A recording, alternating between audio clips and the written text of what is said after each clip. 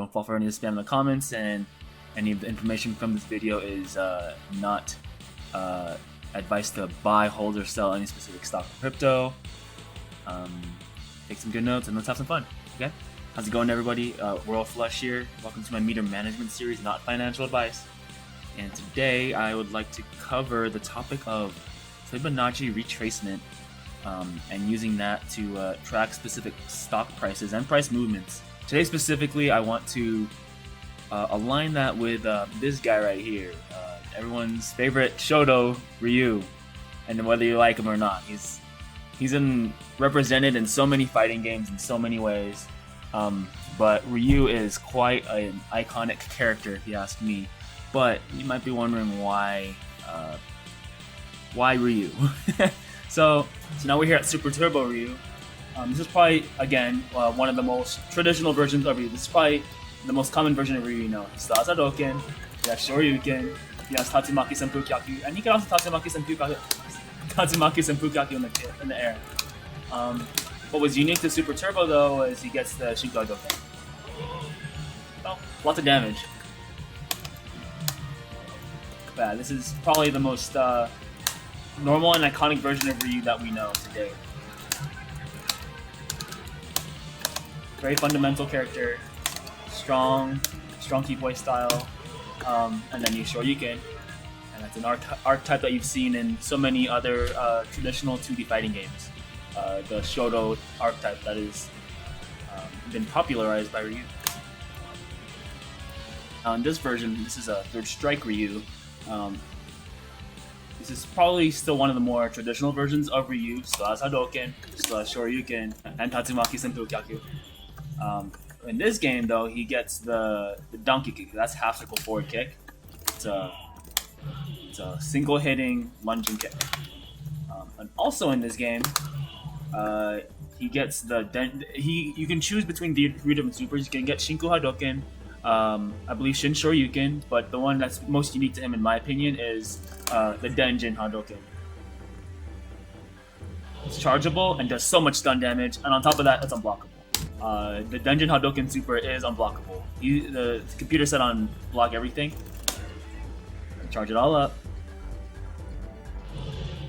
There you go, stun. You can parry it though. I'm not going to show you how to parry. I'll let the game show you how to parry. He's going to parry everything I throw at him. So that's another system mechanic that Ryu in this game gets to use, the parry mechanic. So while it's Ryu from the Ryu we always knew, he gets to utilize different supers and the parry mechanic, which is very important in this game. So in Tatsunoko vs. Capcom, Ryu has the Hadouken, Tatsumaki, and the Shoryuken.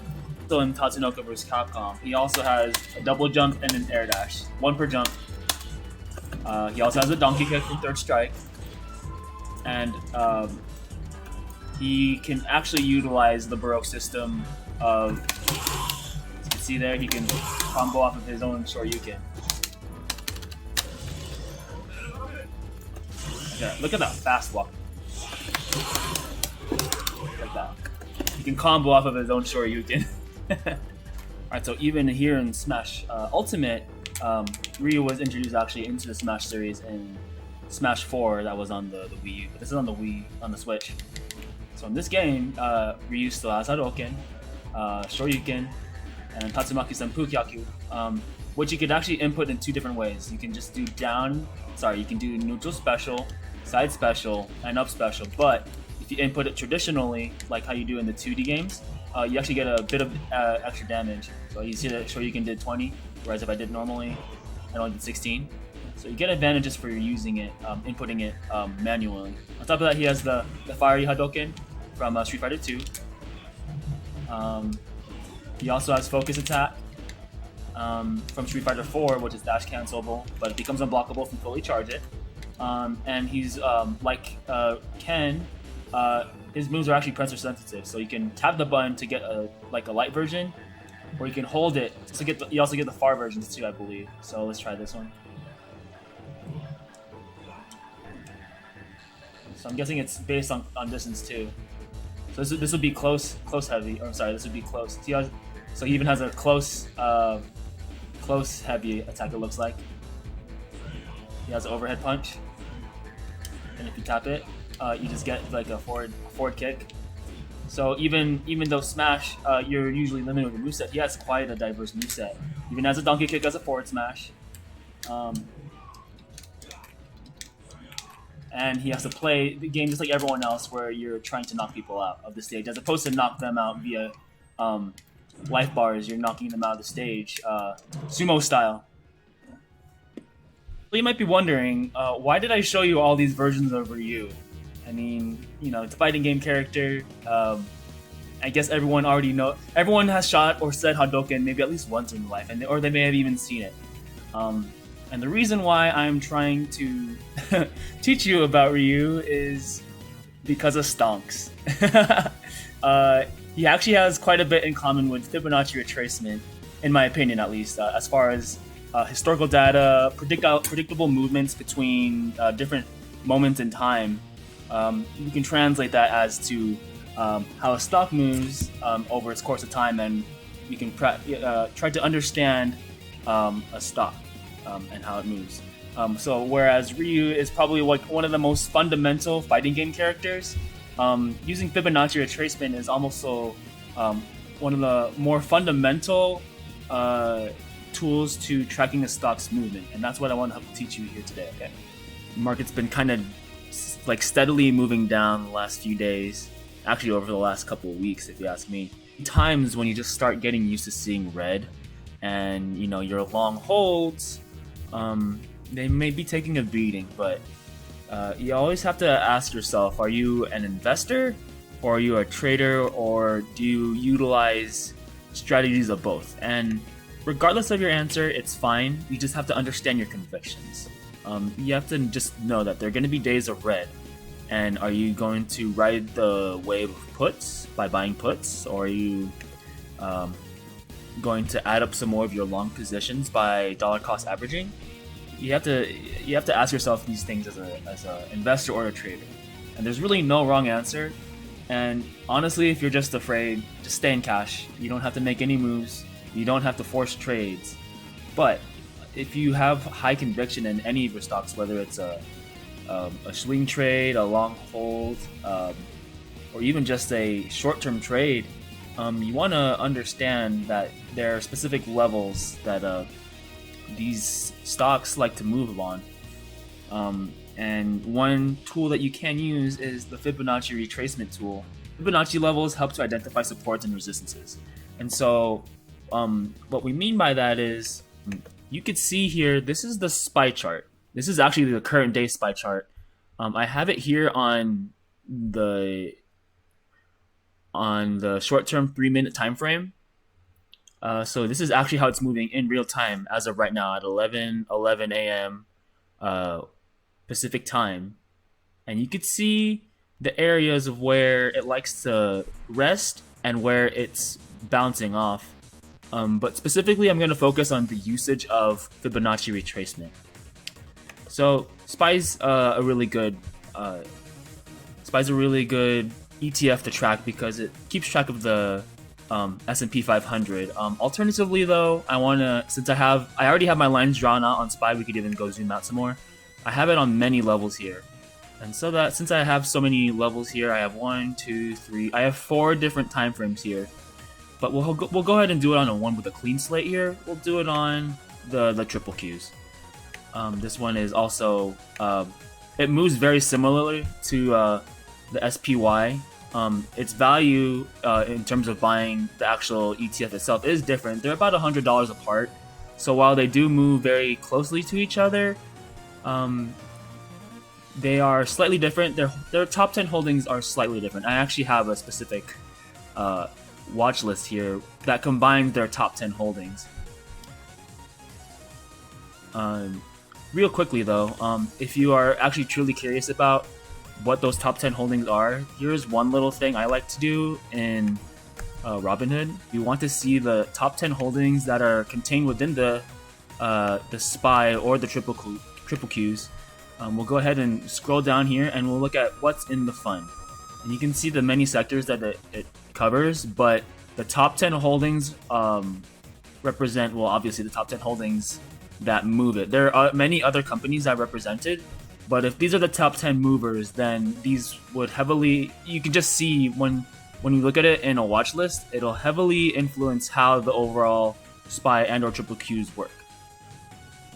So now here on the triple Qs, you could actually do this for any ticker. You'll want to firstly change your drawing style.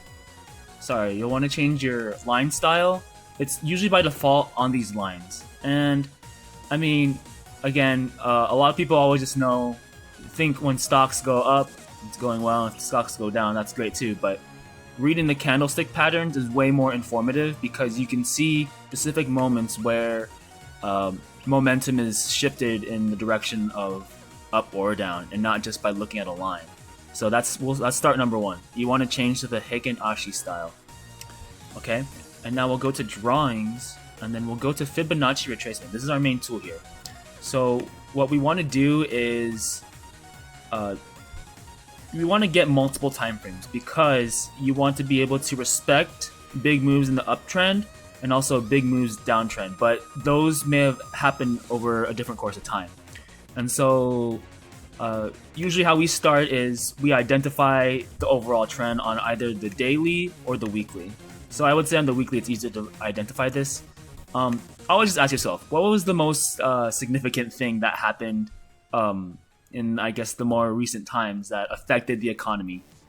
And as you can tell, this 2020 right here, that was a spooky year. That's when, obviously, when you know what happened, COVID.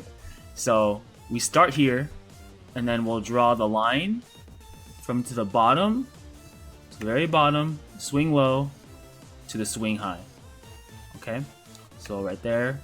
So this is about 163.99. We'll get it to magnetize there. We can zoom in if we have to. There we go, perfect. And then once you get those main key points, you lock it. Okay. Secondly, after you lock it, we add these specific values. We'll do this for all of them. So we erase this one. We add 113.2, and then we'll add an 88.6, and then we'll add an 11.4, and then erase the last one. Okay. And then additionally, I like to change the colors. I'll change this one to green. I like using a slightly more thick line and a dotted line. Okay. So now I'm gonna do this for many time frames. That's the uptrend. Let's go ahead and zoom into a smaller time frame, and then look at some things that have happened more in the more recent future. Now we're going into days here. So we can kind of see there's a bit of almost a double top here. So it looks like that's where a big swing low has occurred. For the triple Qs, it looks like it's about near 490. Is that 490? Like right there, the swing high would be about 403.30. So we'll draw a new fib from right here to the lowest point, which is right around 268 here, 268.76. Perfect. Okay, make sure that's correct. Is that 403? Yeah, that's about right. 403.30. Okay, we'll count for that. Lock it. Proportions. And then 113.2, 88.6, 11.4. Okay. Again, thick line, dotted line, and then maybe a different color. I'll go red on this one. Perfect. Okay. And now for the third one, we'll go to an even smaller time frame. We'll go to, I would say, maybe 1 hour will look good. So we've gotten one major uptrend. We've gotten the more recent downtrend. Now let's go ahead and account for another more recent uptrend, which I would say is, you could see it actually rather clearly from here. So this is on the 1 hour chart. Even though we're on the macro level on a bit of a bear trend for the year, there's been some spikes more recently. So we'll account for that. We'll go ahead and draw from this low here at about 269.28. And then we'll draw to this high right here at 334.42. On this one. Alright, perfect. Okay, and now lastly, for the last one, this is the one that you can change on the current trading day, and this will be the shorter time frame. And so the closer we zoom in, we can see the things that have been affected in the more recent history of the movement of the stock. So now we need to account for the current trend, which is still like a massive downtrend. So today is the first day of September, and now we're gonna go ahead and go from that swing right there at about 301.84 and go to today's low. So this is the short-term time frame. This will be literally the one that you track intraday, and we'll account for on today's movement specifically. Okay, there, done. Now when we go ahead and zoom out, we'll see the many tiers of colors here that represent. We're accounting for many different uptrends. We're accounting for major uptrend, major downtrend, and in different market scenarios. So those are, you don't really need to change any of them other than the daily one. So now what you might be asking yourself, common question that I guess asked a lot is, especially at work or just from people who may not know stocks very well, they'll ask me, hey, when's a good time to buy? Or is now a good time to buy the stock, or is it low enough? And I can't really always just say, well, yeah, now's a great time, because you can't really call a bottom. But what you can do is use your Fibonacci levels to at least estimate when is a good time to start considering buying. Anything you do in stocks or trading is by your hand. No one can tell you when exactly to do it or how to do it, but you're the one who has to do it yourself, okay? No. We can help each other, but you have to be the one who makes all the actions. Swing your own sword. You know, you gotta get your own fish, okay? So, okay, in relation to Ryu here, why Fibonacci retracement? He's got historical data. Ryu's been around for a long time. He's been around for at least, almost the 1990s. So he's been around for a good 30 years. And, you know, he has always had, you know, the same few special moves. Hadouken, Shoryuken, Tatsumaki.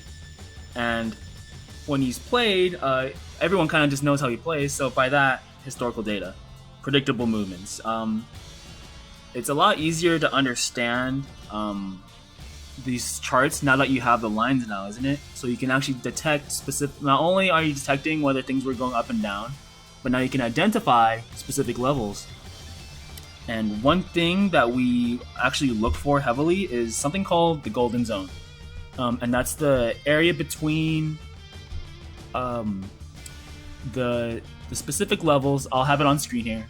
We are looking for the levels between the 3.28, the 50%, and the 61.8%. We're looking for those specifically on multiple time frames, because that's usually a zone where the stock algorithms are heavily influenced, and it'll either, when it enters that zone, it'll probably bounce between them and or resist or be supported by them. So as we can see here on the triple Qs one, right here, the 320s is the major downtrend golden zone, and then we'll go zoom in some more. We're right around here on the 15. So in the more recent history, we could see that it is actually barely at a golden zone. This 294 is a life support, but if it breaks out of it into the 300s, it could possibly go up to 309 once again to retest new highs. But on the current day here, we'll go to the 3 minutes. It has been taking a bit of a beating over the last few days, and now this is usually like the specific day of where you would want to identify the trade. It is testing a current golden zone, and I didn't do that on purpose. It literally, the Fibonacci's have that all drawn out. So we can see here, this is the 296 area. It's trying to test it, and it's trying to break into it. And if it can manage to break past, it could get up as high as maybe 298 on the day. But it's really fighting for it. It's actually resisting. So we can use, basically we could use this as a means to decide whether I should enter a trade. Should I buy calls? Now, since it's going up, should we start buying calls, or should we expect it to be rejected and start buying puts? Or based on specific options that you like to play, like let's say if you like doing covered calls like I do, we would choose an area where there's a lot of resistance, and then hopefully it doesn't get there, so we can continue to maintain the premium. But yeah, that's mainly the gist of it. Stock price movements heavily tied to Fibonacci levels via algorithmic trading. And so while the news or anything that you hear about a specific stock affects its price movement, overall it is what you see visually is affected by literally algorithms and computers that are using complex formulas and mathematics to process the trade orders and also reflect what you see on the screen here. I mean, there are many other tools. As you can see, I have an RSI and a DMI indicators there. You could use many other tools to help you with your trades and help to determine whether it's a good time to get into a trade. And this is it's honestly just a good homework to do. It only takes a few minutes, like maybe less than 5 minutes per stock. And then you can truly add to your convictions of how you play a stock. And it's just really good to visualize it. You're not going based off of luck. You're not going based off of what other people are saying. You're going on the charts. There's a saying that Keenan likes to use. We play with the charts and not with our hearts. So if you're playing with your hearts, then I mean that's one way to play, but you're more likely to lose money than you are to make an educated decision based on what you see in the Fibonacci levels. So fibs are extremely important, and it affects many ways of how the stock plays out. Case in point. Okay. Let me know what you guys think. If it's a useful tool for you, or if you have any questions, go ahead and put them in the comments, and don't forget to like and subscribe. And I'll catch you guys in the next one. But before you go, if you want to earn it, you're going to learn it. And in order to get what we desire, you gotta jump to the fire, okay? Catch you guys later.